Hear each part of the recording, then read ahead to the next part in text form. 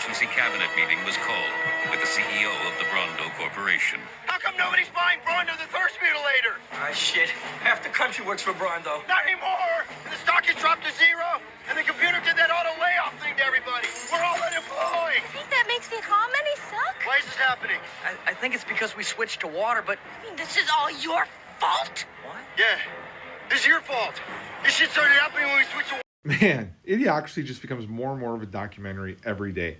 Now, for those of you who don't know the context of that clip, the most average man in the world gets frozen for a number of years and wakes up in the future to a crumbling America, and an America that's facing food shortages, primarily because the energy drink Brondo has replaced water for all applications, including watering crops.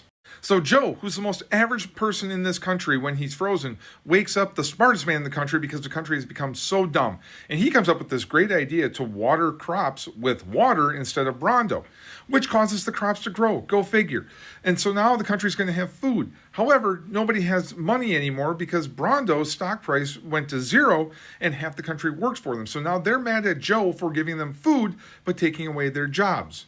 Like I said, it's becoming more and more of a documentary every day because we are seeing this in a variety of industries. But one industry that hits particularly close to home for me is the legal industry, because we occupy that unique space where we make our money by fighting the government, making sure that the rules are enforced equally against all parties. And Donald Trump is not following the rules. Now, typically, law firms would be suing. They'd be representing people that are suing the government for not following the rules. But now we have major law firms that are entering into deals where they are bending the knee and just following whatever Donald Trump tells them to do.